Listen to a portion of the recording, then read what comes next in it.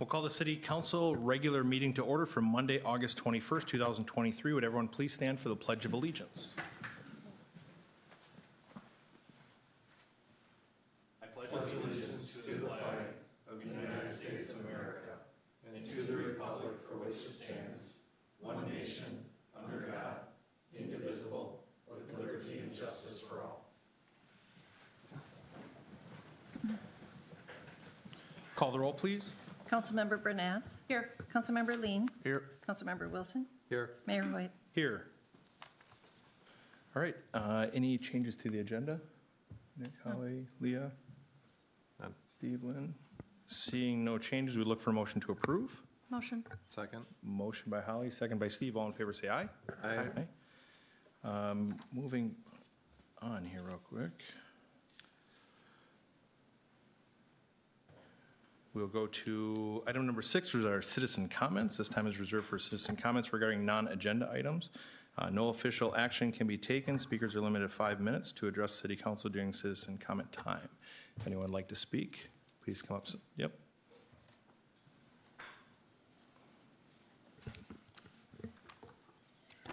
David Pritzloff, 20255. Main here on one issue, but I do have a question. I did pass this out to all the council members, administration, and also John. The first one was, and I think that kind of happened the first time I came to the meeting about the Aiken Road project. When did the practice of staff not answering citizen comments change? It was the process when I was on the council, how our citizens to get answers. Now to the project itself. In 2022, this is just a response. I got a response from the city. Just went through it completely, and several issues have arose, so I'm just going to read through this quickly. In 2022, the project was a mill and overlay of Aiken Road. Residents came to the meeting, looked at plans, filled out questionnaires. Walking/bike trail were not part of the plan. Response states, the city's response states, in May of 2022, a project changed to a reclamation of roadway pavement. In March of 2023, advertisement for bids on a completely different project and no meeting for residents' feedback. In May 2023, project is awarded as a full reconstruction of Aiken Road and walking/bike path. A completely different project and no public meetings for residents' input, no chance for more questionnaires to be gathered, transparency, none. Why was there no new public hearings for input for this project? Myself, I was never told that part of this project was that Minnesota Energy was going to dig up my yard for a new gas main to be installed to go down private drive across from me. I had conversations with workers on job site, foremen, and with regards to my yard being dug up. Was doing a gas main because the city project being done. Minnesota Energy's policy for restoring what they damage has to be the worst in the industry. I had talking to Sean from Minnesota Energy. He was to meet me out there to discuss. No meeting, and yard was hydro-seeded while I was out of town. Total disrespect. I sodded that yard 20 years ago with a culvert, and I wanted it restored the way it was. A letter dated June 29, 2023 was sent out to residents. I received on July 1st, 2023, stating work will start on July 5th, 2023. Short notice for everyone coming home from holiday weekend. While city was working on this in March and May, on July 3rd, I called the city and was told that the first council meeting of July was canceled due to the holiday. Although city offices were open, I talked with John, the city engineer, about the letter and the work being done and that the road will be tore up as residents come home. He referred to the project using the words mill and overlay and that the road will not be tore up then. Other work will be being done as a result of the project. Also stated that the walking/bike path is going to be part of this because of some state funding. First, anyone knew about that. July 5th, 2023, 8 a.m., Minnesota Energy is digging up my yard. Had discussion with site project manager, Aaron. He had no idea what the project was. He said he thinks the private drive across from me is getting paved. I discussed with him what I knew about the project then. He mentioned how fast traffic was going. I stated they should have lowered the speed for the project and for the safety of the workers. Better signage and lower speed limit happened after requested on July 17th. Should have been mandated in the contract.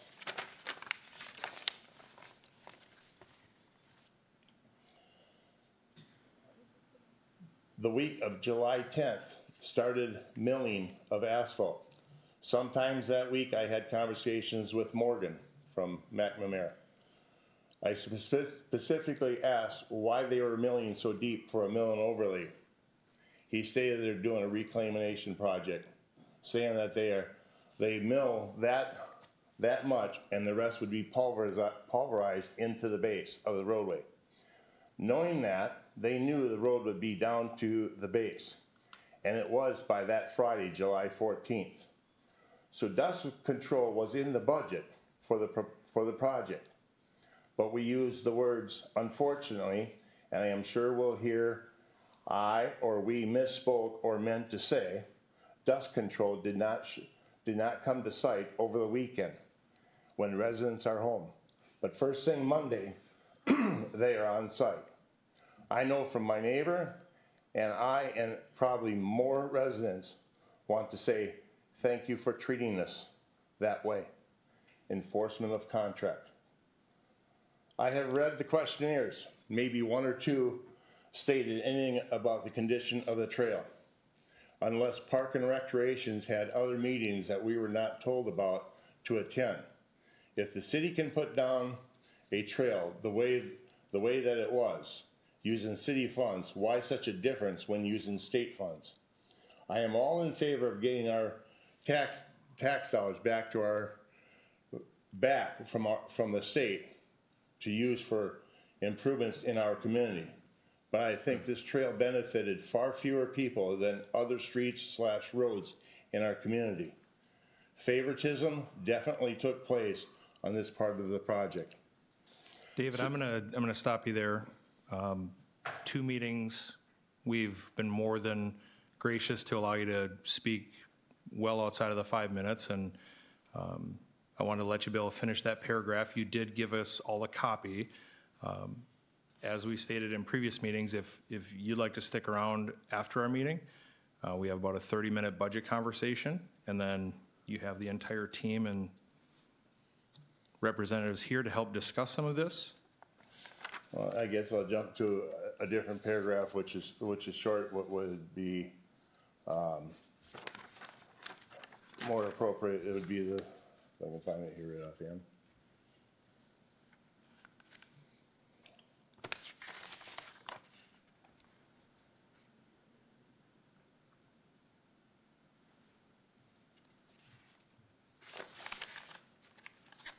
Well, another issue, not finding it right in here quickly, but with the bike trail, the private drive across me, one person came in as you put down a new culvert, flared end, and rock, came to the city and stated that would be dangerous for a bicyclist to go off the trail and would get hurt. That culvert is now abandoned, and water drainage from that other property owner is going to run all the way down his street. It's a very unsafe area. The elevation of the drop-off across from me and other parts of that trail are much higher than it was. Anybody to go off that road or off that bike path is going to get injured. It's really a public safety standpoint. Like I say, I wish I would have been able to read the rest of it. I do understand that, we did have other meetings, but when a project is completely different from when it was stated, and that it's very specific response to what the city gave me, I wish I would have been awarded the time to finish. It certainly didn't mean it was going to go that long, but there are certain safety concerns out there, and they need to be addressed. No, understandable. And if like I said, if you can stick around tonight afterwards, it should be a relatively short meeting, but about 30 minutes for budget conversation, and then we can engage in some additional dialogue for you. All right. Thank you. Is there anyone else wishing to speak during the citizen comments portion? All right. If there are none, then we'll move on to item number 7, which is our consent agenda. Unless there's any changes to the consent agenda, I look for a motion to approve. Motion? Second. Motion by Steve, second by Holly. All in favor, say aye. Aye. Aye. And we'll move on to our new business, item 12, which is the Rambling River Park Master Plan. Kelly.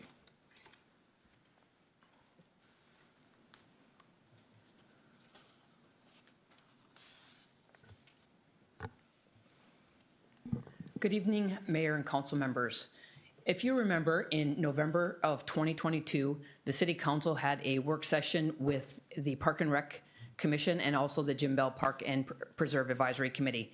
At that work session, it was for HKGI to update the Commission, the Council, and the Advisory Committee on the park system analysis and the revised Jim Bell Park and Preserve Master Plan concept. Based on HKGI's findings and the discussion with City Council and Parks and Recreation Commission and staff, everyone agreed the priority should be Rambling River Park. We have a number of parks that need improvements, but it was decided and discussed at that meeting that Rambling River Park was our first priority, being the community, one of the only community parks, and also the gateway to our downtown. Rambling River Park was built in the 1970s. There have been changes, updates, improvements over the last 50 years. However, it has been several years since the last significant investment was made in the park. In addition, at the work session, there was much discussion about removing, relocating, and adding amenities to Rambling River Park. Based on the discussion and the 2009 master plan being outdated, it was decided it was time for it to be updated. HKGI did the master plan in 2009, so we hired them to update the master plan here in 2023. The project kicked off in early April. The planning process included 2 phases of public engagement and 2 presentations by HKGI at the Parks and Recreation Commission meetings.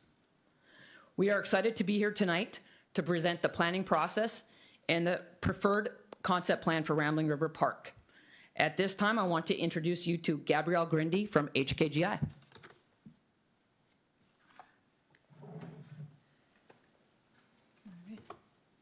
Thanks, Welcome Kelly. back. Thank you. Good evening. All right, so the presentation will cover an overview of the project, a summary of the input we received during the 2 phases of input, a summary of the document of the master plan, which you should have received in your packet, and then some detail about the preferred concept and some information about implementation and next steps. So, like Kelly said, this project, the purpose of this project was to evaluate some of the issues and opportunities. You can see in the photos there, there's some flooding issues when we toured it in April. We looked at some of the previous plans and other documents related to county planning and city planning that has impacted the area. We met with city staff and toured the park. We tried to get input from as many city residents as possible, and then we met with several specific stakeholders. We developed a few different concept plans that we presented to the Park Commission and then refined those to present back to the public to get input. And then we reviewed those. We also reviewed those findings and some of the other ideas and the concepts with the Park Commission, and then we developed the preferred master plan. So this was our schedule. We started in April. We had our kickoff meeting. We had our first phase of engagement in April. And then in May, we developed some concept ideas, presented those to the Park Commission, and refined those and went out to Music in the Park at the end of May, and then had a survey open during June that presented the same information that was at Music in the Park. Then we went back to the Park Commission in July to present what we heard from the second phase of input and refined those concepts again into one preferred master plan, which we're presenting tonight. So this map highlights some of the issues and opportunities that we talked about with city staff, and then also what we heard from stakeholders and city residents. So I'll just highlight some of the issues. Trails was something that we heard about a lot, mainly from city staff. They said they've heard about that for the past few years. There's several tree roots popping up areas of the trail, which makes it unsafe for bicyclists going through the northern part of the park. There's also flooding along the trail, and part of the northern trails are a walk to school route for Dodge and Riverview schools from the eastern area across the railroad tracks, so those are definite safety issues.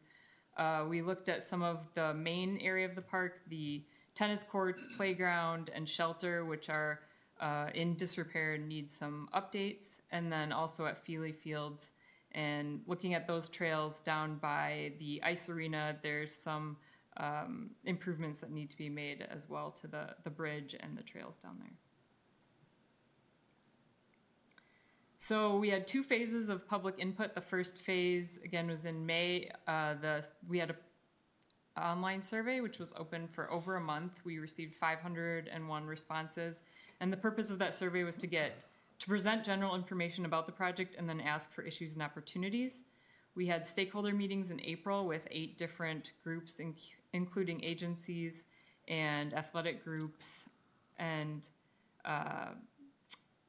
the Veterans Committee and the Rosemont Parks and Recreation Director and some other groups that I'll mention in later slides. Phase 2 survey was open after Music in the Park, so at the end of May through June, and then we had the open house at Music in the Park. So on the Phase 1 survey, the outreach was conducted by a press release, social media through the city social media and the parks page, and then emails to city contacts. And like I said, we had 501 responses. We asked for some basic demographics. 2/3 of the respondents indicated that they have 4 or more people in their household, so most of the people responding were people with families.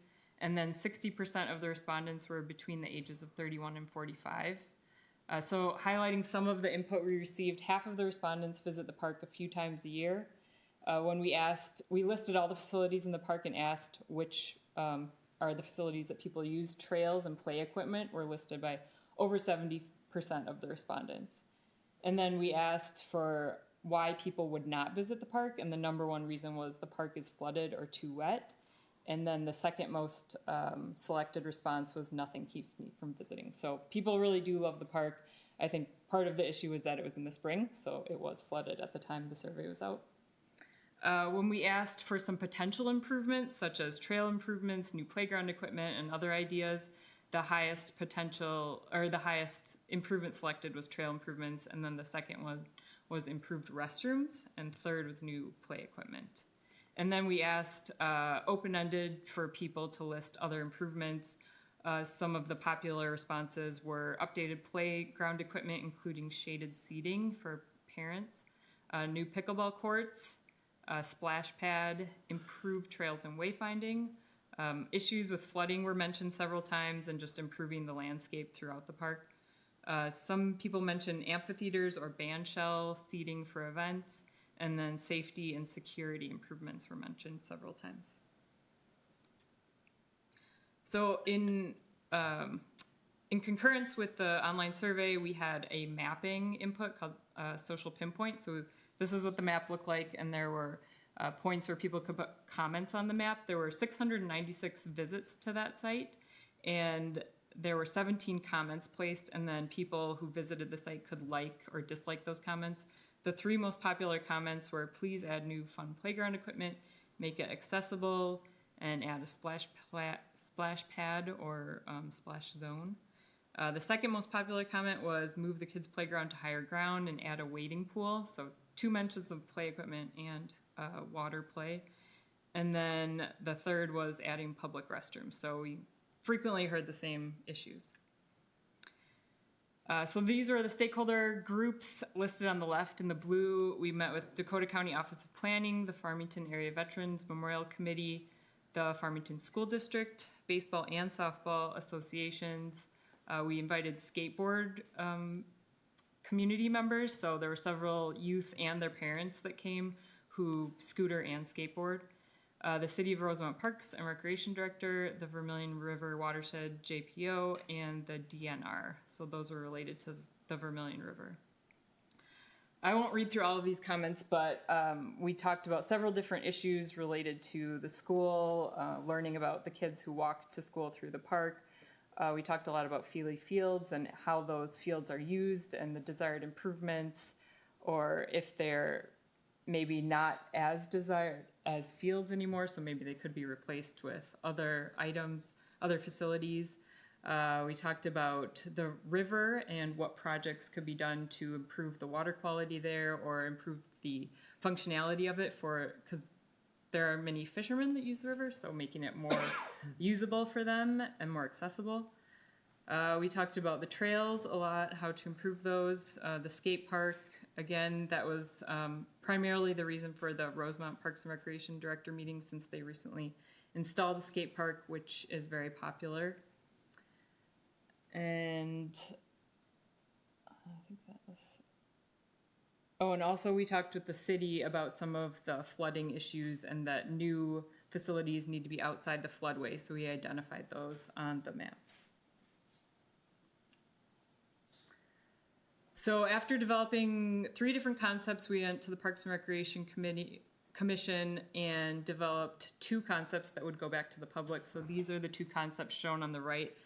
The primary difference is in the band shell and amphitheater area, which is shown here, and the playground location. So in concept A, we're showing playground location here. Concept B, we're showing it over here. And then in concept B, we showed 2 potential skate park locations, one on the north side of 50 and one on the south side. We looked at various options for Feely Fields, but the Parks and Recreation Commission determined that we would either leave the fields as is or update them to be more useful ball fields instead of putting other types of facilities in that area. So in the survey, we asked for input on which concept was preferred. There was slightly more interest in concept A, but there were several people that said no preference. So many of the comments said that there were a few things they liked about both concepts, so we combined them into the preferred concept. But the second survey received 400 responses, so a little bit less than the first survey. We also asked for some priorities, and once again, trail improvements, playground, and restrooms were at the top of that, similar to the first survey. We also had an open-ended question. The most popular mention of a new facility was splash pad or water play, which we did not have in either of the concepts. And then there were many comments on skateboarding, some on baseball, and dog park and hockey were mentioned a few times as well. These are some of the images from the Music in the Park pop-up open house event. A lot of people wrote comments on the boards, and most of the people that attended were interested in a skate park. And then there was some interest in a splash pad as well, and a few comments about a band shell or amphitheater type facility. So now we'll go through the content of the master plan to give you an overview of the information that's in that plan. So the introduction has some information about the project schedule, the purpose, timeline of some of the development and facilities in the park. We have a lot of photos and maps displaying some of the existing conditions in the park. We have an description of those facilities and what condition they're in is listed. And then we have a summary of site analysis highlighting some of those items that I talked about at the beginning that have been identified by both city staff and stakeholders and public. Then we have some floodway, floodplain maps, topography, and utilities. The next section is needs assessment and concept exploration. So this includes all the information that I just presented about the public input, stakeholder input, and then the concepts that were developed and presented, the feedback on those concepts. Then the next section is the master plan concepts. So in a few more slides, I'll go into a little more detail in what we're recommending for the preferred concept.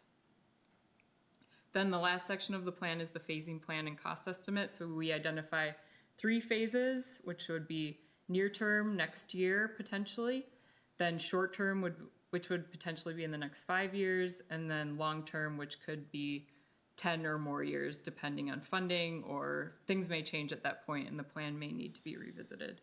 So there's a diagram and then cost estimates identifying those facilities and how much they would cost in each of those phases.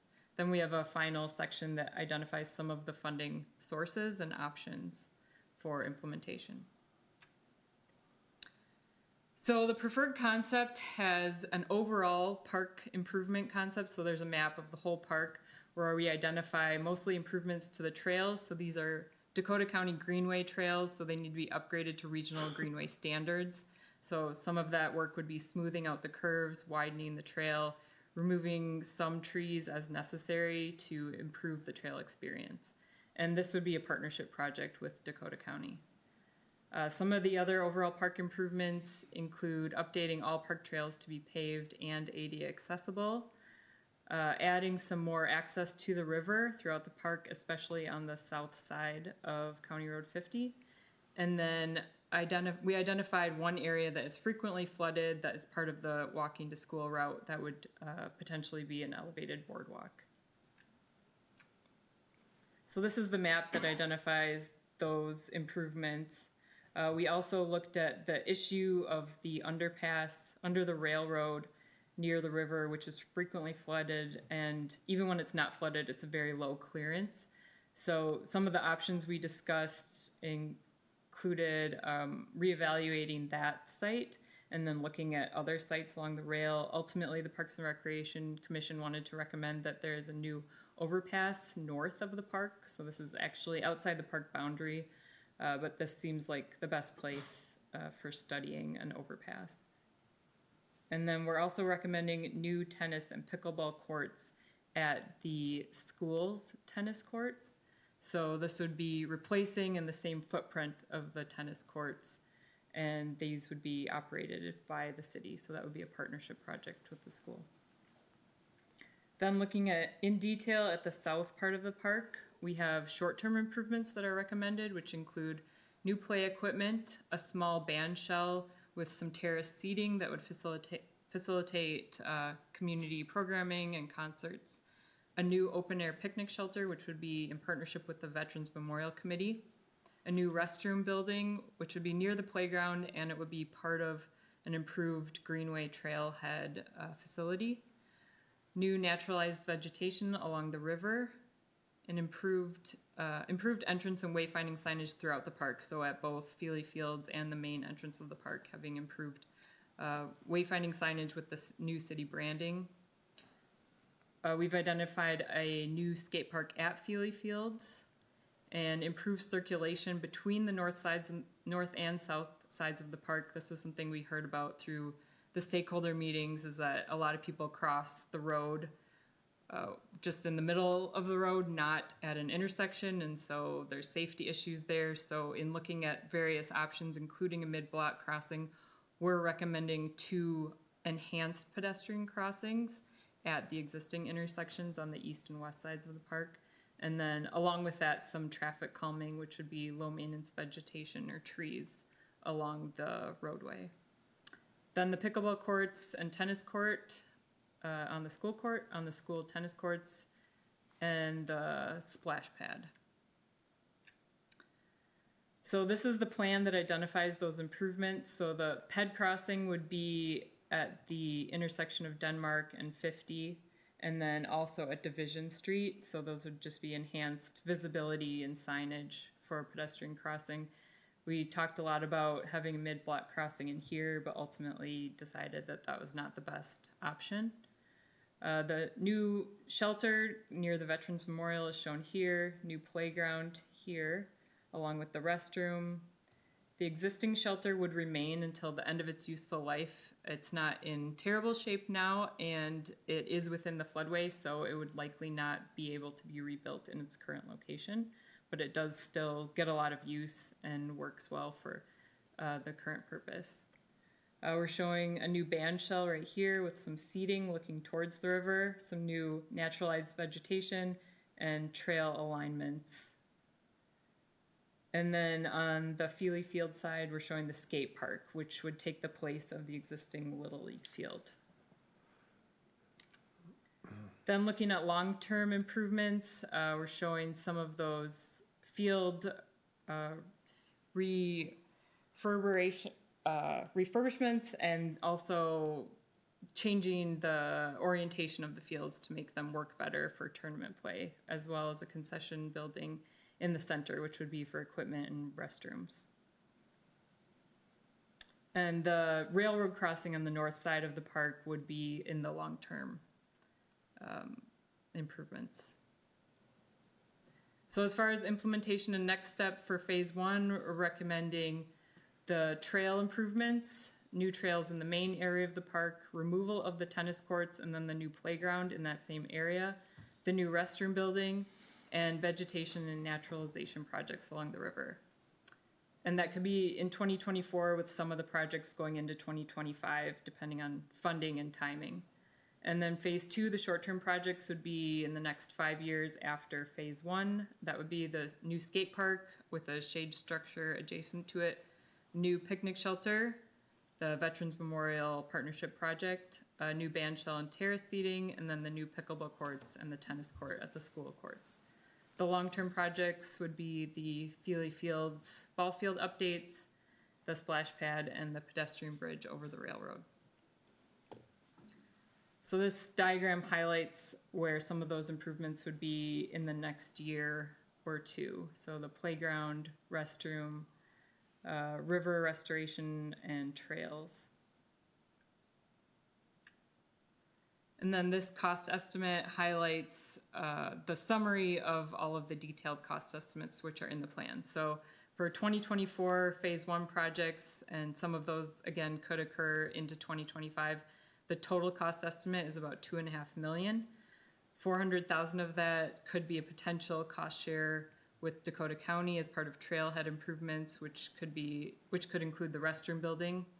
And another approximately 330,000 could be cost share with the regional trail improvements through the park. There's additional potential cost share from the Dakota County Soil and Water Conservation District and the Vermilion River Watershed, which could be approximately 75,000 to pay for some of the natural resources and water quality improvements along the river. So with that, with those potential cost share, the city funding needed would be about 1.37 million. 400,000 of that was taken out because that is already money identified through ARPA funds for the inclusive playground. And then short-term projects identified in the plan are about 4.5 million, and long-term projects would be about 7 million. That includes approximately 2 million for the bridge over the railroad. So that is a big cost item that could change things depending on what happens. So the next steps following tonight are to approve the plan and identify the priorities, identify and secure the funding, whether that's partner funding, city funding, or potential grants that the city could go after. Work with the partners to determine the timeline and the projects, and then design and engineering of the phase one projects. So with that, I will open it up to any questions or comments. Thank you, ma'am. Steve? Gabrielle, how would you describe the civic engagement in this relative to other community projects you have been part of? I think the response, we always have more response on the first phase when we do 2 phases of engagement, so that was similar to this process. We still got a really high number on the second phase, so I thought that was a good number. I think the 500 is higher than the average, I would say, in these types of projects. I think the stakeholder engagement was really great as a part of this process. There's a lot of great relationships that the city has with the groups that we met with, so I would call it a good civic engagement process. I think we got the word out to a good number of people. Got it. So I'm a little bit outside the 31 to 45 bracket that, or 31 to 44 bracket. So I know some of the amenities out there are not going to be appealing to, I guess I would say, active adult without children population. So do we think amenities like pickleball, trails, et cetera, are going to adequately fill that gap, or do we not have maybe enough picnic shelter areas, or what are your thoughts on that? With the older population over 30 to 45, we hear more about trails. Those are usually the top amenity we hear about for that age group, and the pickleball as well. So yes, I would agree that those are the two that would hopefully serve that community. Okay. And then lastly, I guess I just have a couple of comments.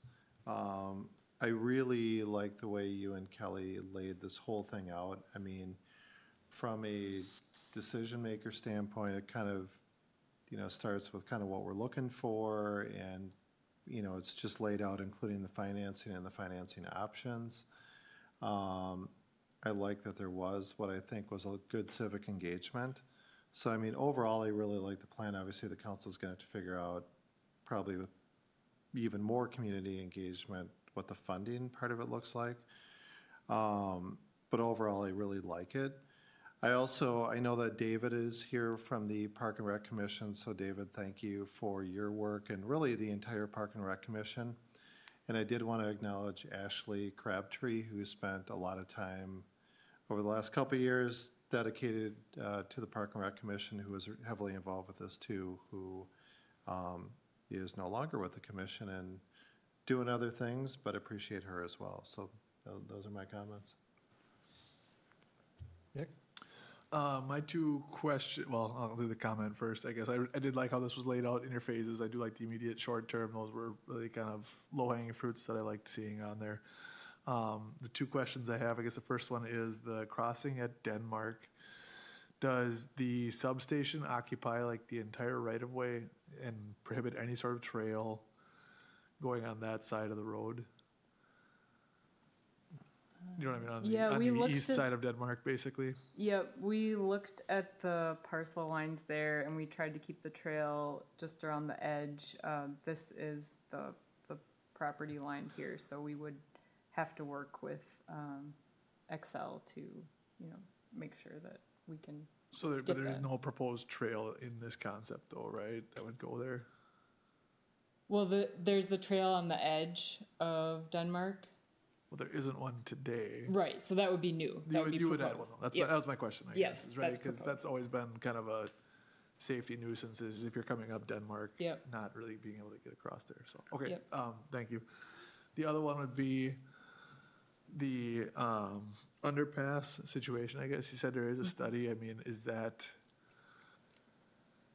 when the Greenway comes through, are they just basically ignoring that kind of exists there, or just because it's my understanding that has a school walker route, right, through Kucherez over to Riverview kind of thing? So, I mean, are they just kind of leaving well enough be and saying the kids can get through there, or? Well, we talked with the school district representatives about that and the county.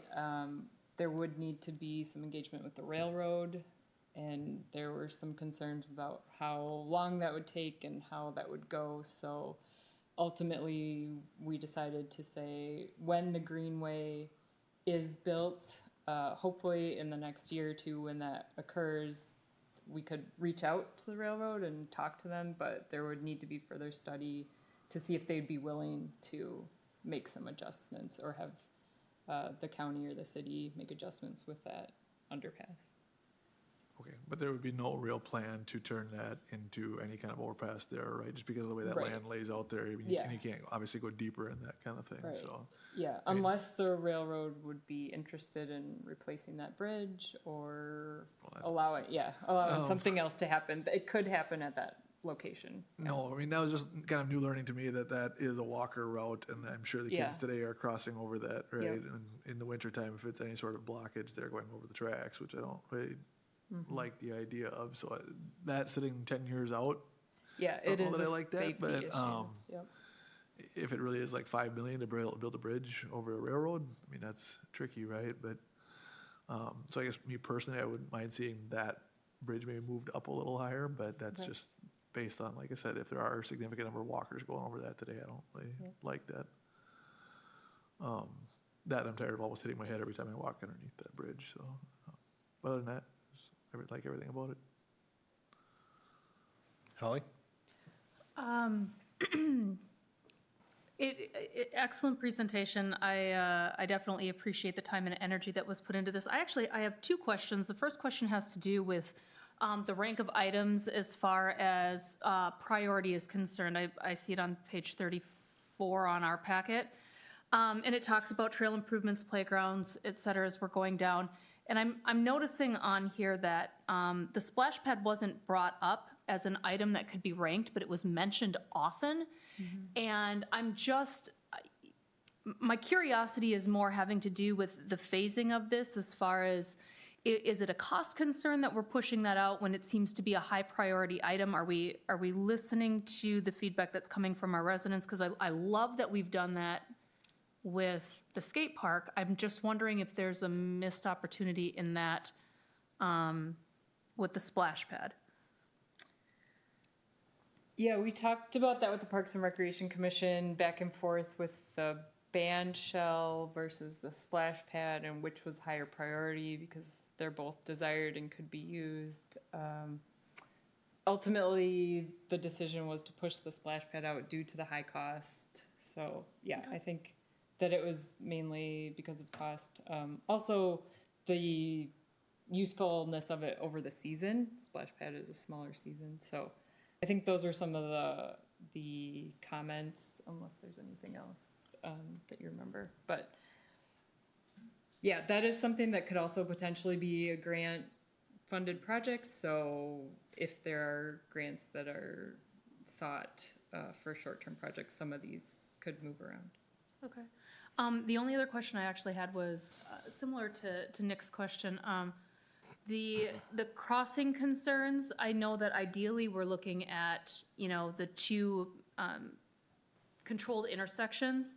In practicality, have we been monitoring, or are we watching how much crossing potential there is right at the parking entrance where people are just gonna skirt across the road?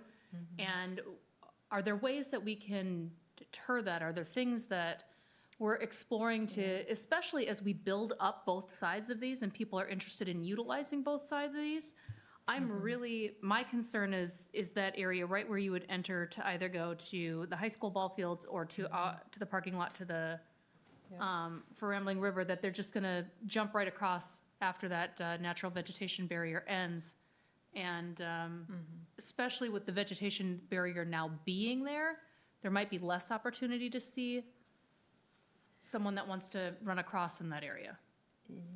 Yeah, we talked a lot about that, and the main concern was that the high speed of the traffic that comes from the west doesn't slow down until they get to this curve, and that could be too late if a person is crossing. If a car is coming very fast and they don't see someone crossing due to the curved road, that could be not a good situation to recommend that people cross there.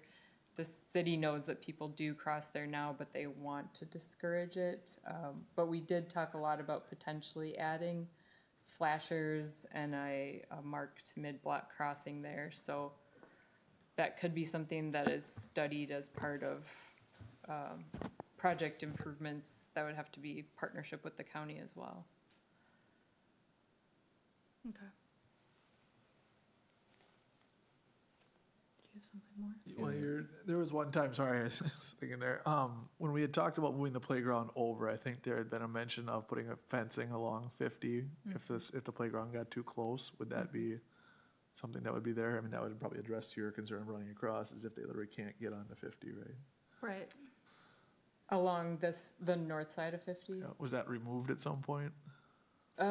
We talked about that the ditch there might prevent people, and then we also added some screening, but I don't think we had a fence in the concept.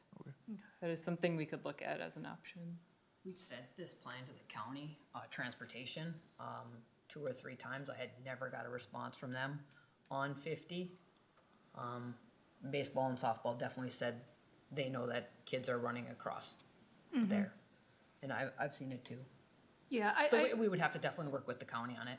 that's just certainly an area of, you know, public safety. For me, that's a high concern as we start to make things more desirable going back and forth.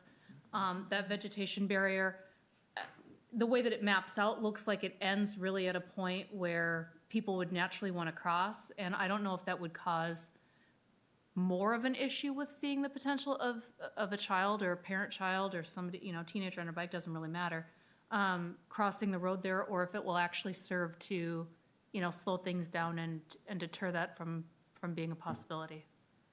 That's all I have, though. Great job.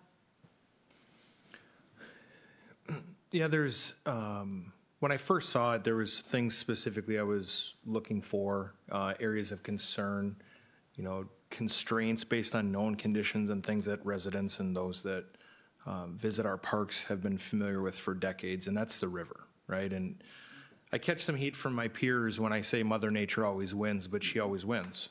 And you're never going to beat a river. And so, not to be Debbie Downer, but I was discouraged to see a lot of the proposed paths. I mean, even in the costing of it, you know, 50% of it was going to be reused. It's all in the floodway. Like, to me, that's, I mean, we don't need a survey for that. We need common sense that we're never going to win with the Vermilion River. And so I think we need to start really stretching and challenging ourselves to figure out how are we going to propose a long-term solution that doesn't need to be refurbished in 10 years or not used when the number one complaint from all of our residents, because they know, right? I mean, they're in the park, they know it's wet. I was hoping to see some type of a path or a trail plan that was completely outside of the floodway. Move everything to the north, move it to the west. I mean, we can throw money at something all day long, and it's an effort in futility because the river is always going to win. I think we absolutely need to engage the county and put their feet to the fire. I mean, they're throwing bison in parks. They're debt-free. They you know, applaud all the great things that they do with their park and trail system. And Rambling River is the connection point for the North Creek Greenway, right? They're going to connect Lakeville to the rest of Dakota County via the Vermilion River. Time to put their foot to the fire and put their money where their mouth is. They should be investing substantial dollars. If there are not alternatives for safe pathways to school, which we know there's grant funding and dollars available, you know, the railroad is again, kind of a losing argument because we've been dealing with that with noise. And you know, hoping that they're going to build a bridge is likely not going to happen. So we have to figure out alternative means. How do we get those kids in the areas to school if we're not able to put them through a path where, frankly, on a dry day, the clearance is like 5'2", right? We build a bridge, we're not going to have ADA accessibility. So that, you know, there's some infrastructure logistical concerns that we need to get flushed out because those are going to dictate what the overall plan of the park is. You know, I mean, something that I haven't heard that my creative membranes came up with is we have elevation about midway through the parks. Meadowview figured it out for 195th. They trenched right underneath 195th. They had the elevation. Do some boring samples. What is the water table and where is it in proximity to 50? Because routing around through other intersections, I mean, that's gonna be a tough path to win, right? Like trying to get people to go into an area and cross 19,000 plus vehicles a day, there is no, I mean, I'm not an engineer and I could be completely talking about on my butt here, but I don't think there's a way that you're going to ever just redirect people from a path of least resistance without giving them a less restrictive means of access, right?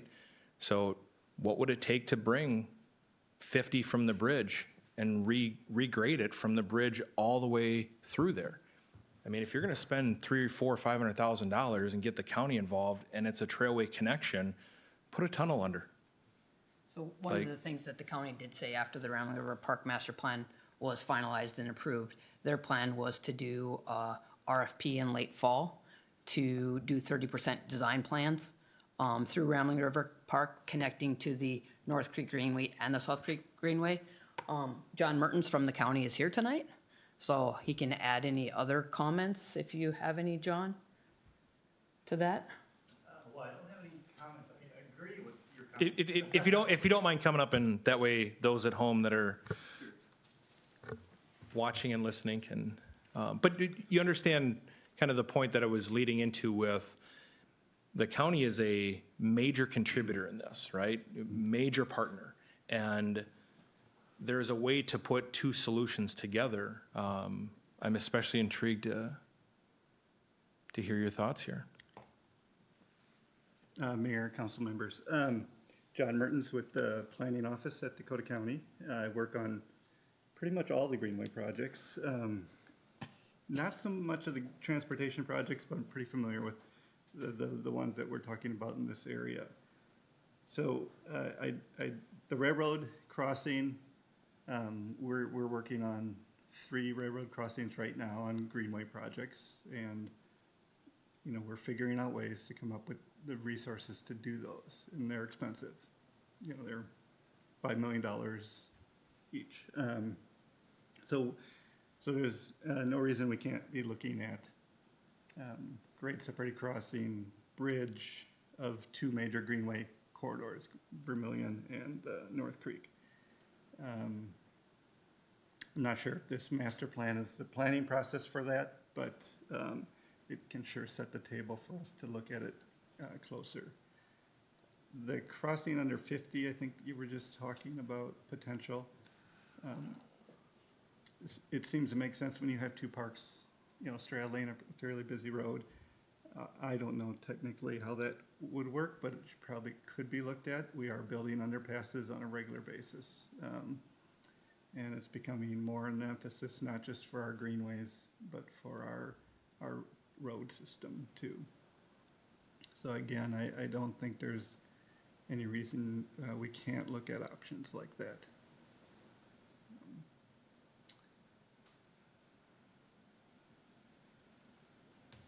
Any other, I know that we're looking at Denmark, right? I mean, I think Denmark, the bridge is slated for replacement that goes over the Vermilion River. There may be an opportunity there to bring the Vermilion Greenway under the new bridge, or maybe there's an independent box culvert placed with the new bridge. And I believe Denmark will meet all of our county standards with trails on both sides. You know, when it's said and done, I think we've been working on that Safe Routes to School plan with the city. So I think there's been a lot of work done to kind of set the stage for what Denmark should look like in the near future with improvements. Yeah, as far as at-grade crossings of 50, we did complete a crossing study throughout Dakota County looking at what is the consistent way to approach situations like this. And we're doing many more what we would call active crossing improvements with the RFB activation and pavement markings. Again, that takes, when you look at it in a situation like this, each situation is different. So there would have to be probably an independent study done by our traffic engineer to determine, you know, where the safe crossing would be if an at-grade crossing was safe. So, not sure I can add much more as far as, you know, other than to say the county is a partner for sure in all these Greenway projects and all these road improvement projects. And it's probably a pretty good idea to talk about some of these bigger opportunities. I agree, and I won't speak for my peers, but I think we all agree that, you know, these are substantial investments in the community, right? And whether it's $2 million or $5 million, it impacts our businesses and our residents at a in a much, there's a higher level of impact in our community, I believe, than the overall net impact to the county. And knowing what this park could be as the southeastern corner, or the southeastern parts of the county continue to build out and these trails get connected, the trails are dependent on the amenities for placement, and the amenities are dependent on the trails, right? And we're trying to put more people into an area where there's higher usage with maximum visibility. And I think the infrastructure components of it, the where you can physically build up and place these trails, and electricity and everything else, it's going to depend on water table and the floodway. And so trying to start there and let that dictate what's possible, and then, you know, fill in your gaps as you go. I'm not one to get caught by bright, shiny bulbs and lose the concept of what can actually be built. And I want to make sure that we don't miss that here, because there's a lot of Rambling River Park there. There's a lot of it to be used. But having the county weigh in, and, you know, I'm not asking you to speak for any of your counterparts or officials over there, but I think we all agree that something needs to be done here, and it needs to be done correctly and not changed 5, 6, 7 years as we get into phase 2 and phase 3. It needs to be conceptually strong. So any questions or comments from my peers? Well, relative to the trail piece of it, Kelly, you've got a dotted line, I think, on the north side, don't you, where the trail is? That kind of skirts along the edge of the native vegetation planting. Right. Correct. You're talking about this here? So that appears to be really close to the western edge of the floodplain, but probably does cut through it. Do we know if the trail part had discussion with the county to find out the topographical, the elevation Well, we pieces looked at of that. HKGI had looked at that, and we did have a meeting with Dakota County about the location of the trails, and John and Kurt have seen the plan 2 or 3 times. Obviously, if they hire someone to do an look at 30% design, the locations can still move. Right, okay. I mean, I think, I guess I would say that the mayor's comments are really good comments here, and I know that the connection of the Greenway is a really big deal for Dakota County, so obviously we need to have close conversation with both funding and design and everything else.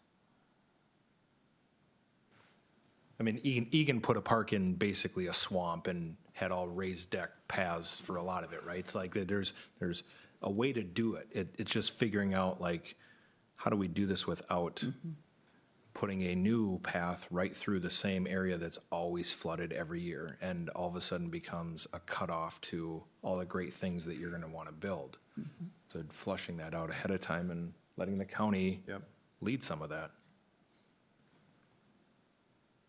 Nick or Holly? I'm good. I have nothing further, no. So correct me if I'm wrong here, but the action requested is to accept the master plan, or accept and approve. I want to make sure my verbiage here is correct. Correct. The action requested is to approve the master plan tonight, so we can get moving on certain amenities, i.e. the playground equipment. We do want to apply for DNR outdoor recreation grant. It's a matching grant. They usually put the application materials out in December, and the grants are due back in, I think it's early March. So we want to get moving on the items that have been identified in phase 1 right away.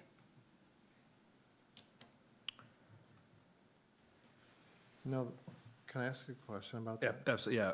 Yeah, so Kelly, the one thing, and actually I forgot to ask this earlier, with our budget discussions, we haven't really, I don't believe we've included possible cost for phase 1 for '24, correct? We have not. Nope, the only thing we have identified is the 400,000 in ARPA funds for the playground equipment, and the county has committed 400,000 for a restroom building if the park becomes a trailhead, and then long-term maintenance on that building would be a 50-50 split. So if we were following if we were following the plan, I mean, we have a $1.3 million gap for next Correct. year. Yeah, correct? we don't have funds to do it all right away.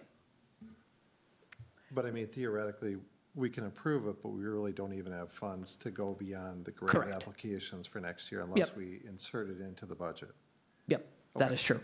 Okay. Which we're planning on having an additional discussion Mm-hmm. of the budget process on it. Okay. So Kelly, you'd made a comment, if the county identifies it as a trailhead. Well, I'm sorry, it has been identified as a trailhead. Then they would, Okay. yep, 400,000 towards the restroom, and then 50-50 split on long-term maintenance, new roof, new whatever it may need. Yeah, yeah. So they'll have a kiosk, I don't know if it shows it on one of them. Oh yeah, right there. Kiosk, a bike fix-it station, trail maps, etc. All right. I have a question too. Yep, go ahead. Approval of this as a master plan still leaves what amount of flex in like the timeframes for things that are getting done?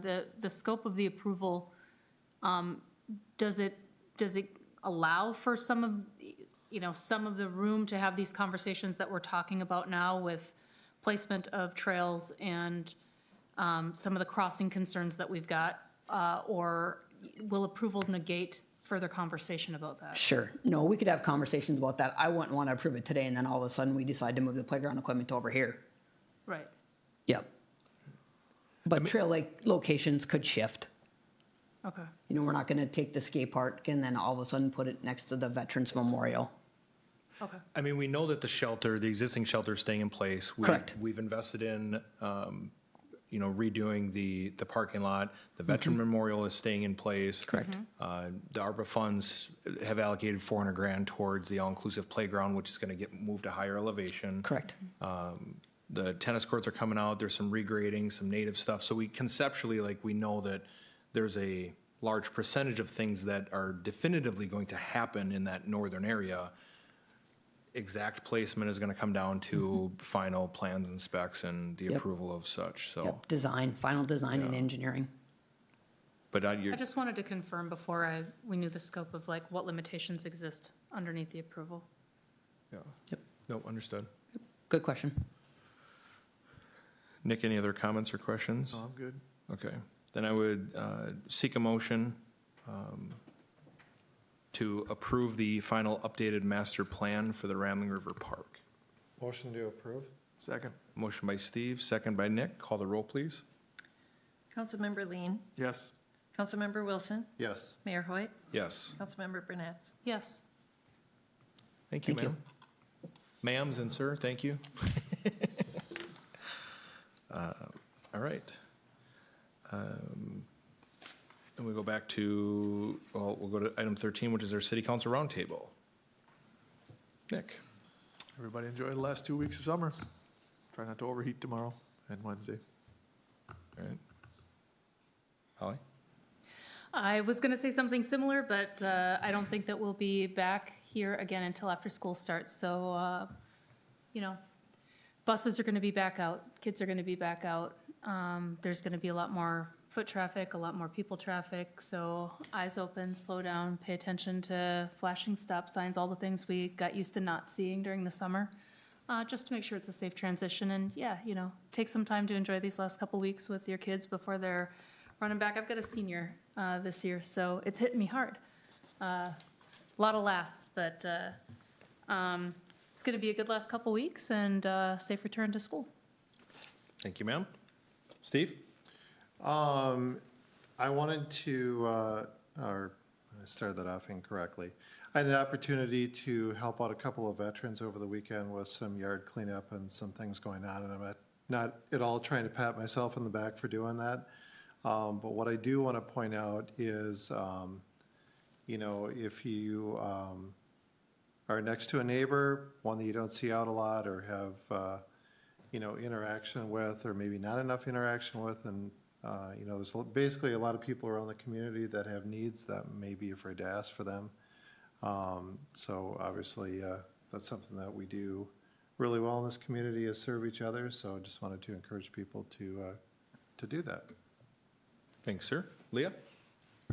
Yes, I just wanted to give everyone an update. The Governor's Judicial Selection Committee is recommending candidates to replace Judge Wormager in Dakota County and then Judge Vandalist in Scott County, and that's the first judicial district. So just stay tuned. I think people kind of ignore the fact that local judges, they're the ones who are doing a lot of the public service for the courts for our county. So just keep an eye out on that. I'm sure I'll give you guys an update at the next roundtable when it's announced. Thanks. Thank you, ma'am.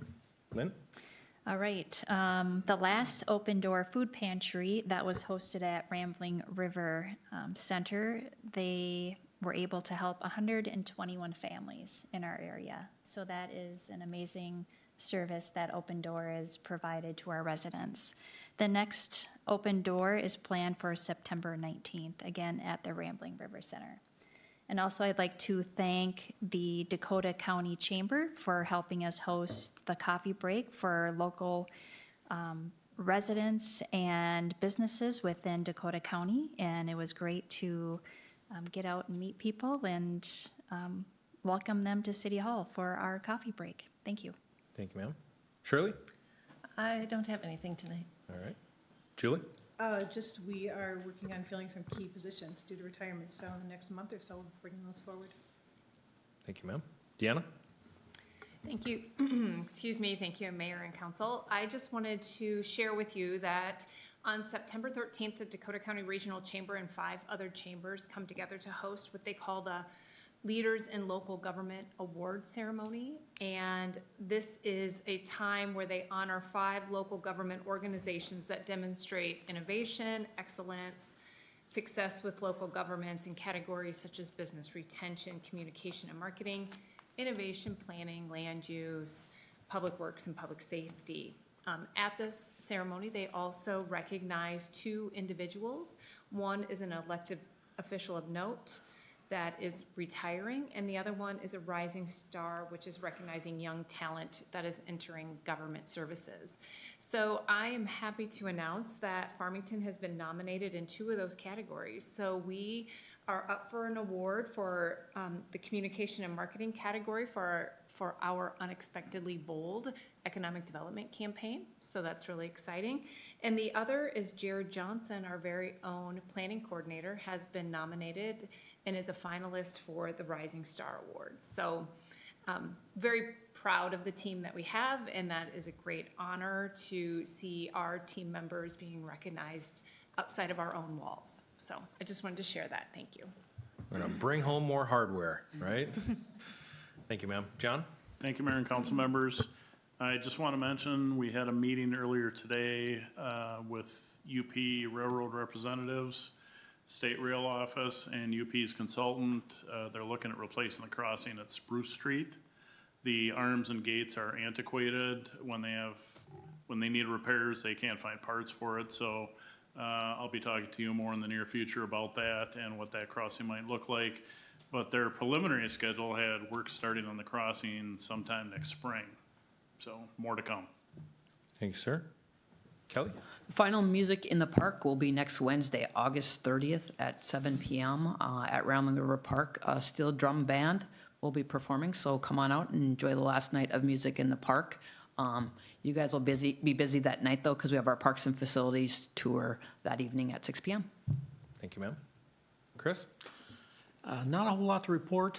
Finance is just keeping the train on the tracks, and we're paying bills, taking in money, and doing what we do. Great choice of words. I love it. Thank you, sir. Chief? I have nothing. You all stole my thunder tonight. We had an event the beginning of August that your team led that. Oh, are we going to rehash old stuff like National Night Out? Yeah, well, we can rehash sure. I mean, if you want to put me on the spot and make me improv something, I'll be okay. Yes, thank you to the 25-ish neighborhoods and organizations that registered for events. It was a good time getting out to as many of them as we could. It was good to see representatives from the schools out with us, representatives from council, police and fire, obviously. It's always a good time. Thank you, sir. I knew it had it in you, right?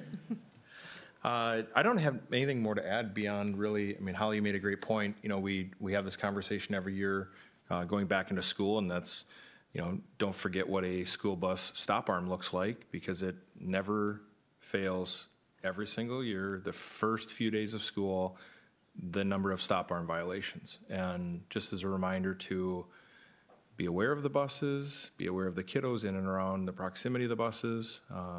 Just continue to slow things down because they're out there. Mother Nature always wins, and she's coming. September's around the corner. The next few days aren't going to feel like it. But yeah, overall, things are good. So, Leah, we recessed our work session to pick up on the budget item. Okay. Do we adjourn still from here and then Yes. pick up? Okay. Yes. All right, I look for a motion to adjourn then. Motion. Second. Motion by Steve, second by Holly. All in favor, say aye. Aye. Aye. We're adjourned at 8:10.